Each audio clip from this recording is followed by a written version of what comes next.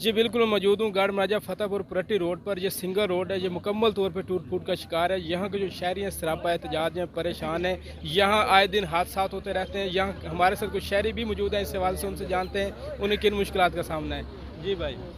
Sir इस तरह है कि भाई ये इलाका बहुत ही नहायत गरीब लोग इत्थे रहंदे ने जी।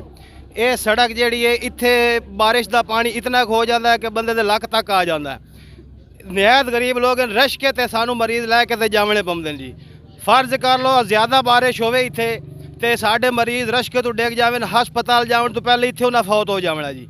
साडे वास्ते दसो के हुक्म है, सानू बराए मेहरबानी करके रोड बनवा के दिता जावे। जी हमारा यहाँ से गुजरना मुहाल हो चुका है। हम स्कूल नहीं पहुँच पाते वक्त पर। हमारे जब पेपरों पे जाते हैं, रस्तों पे जाते हैं, तब भी मुश्किलात का सामना होता है। हमारे वज़ीर सो रहे हैं, क्या कर रहे हैं हमारे वज़ीर? हमारे पाकिस्तान के सिर्फ आते हैं, पैसे खा के चल जाते हैं। कौन से वज़ीर ने हमारे पाकिस्तान के लिए काम किया? कौन सा? हमारे MP MNA साहब वज़ीर बने बैठे हैं, लेकिन हमारे जंग के लिए क्या किया गया?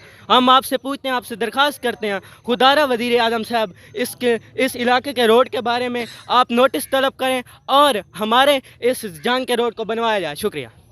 जी बिल्कुल, शहरी परेशान है, हैरान है। ये रोड टूट फूट का शिकार हो चुका है। यहाँ से जो मरीज़ गुजरते हैं उन्हें शदीद मुश्किलात का सामना करना पड़ता है। आए दिन यहाँ हादसात होते रहते हैं। हुकूमत वक्त से अपील है इस रोड को बनाया जाए ताकि हमें मुश्किलात का सामना ना करना पड़े। जी मेहरबानी।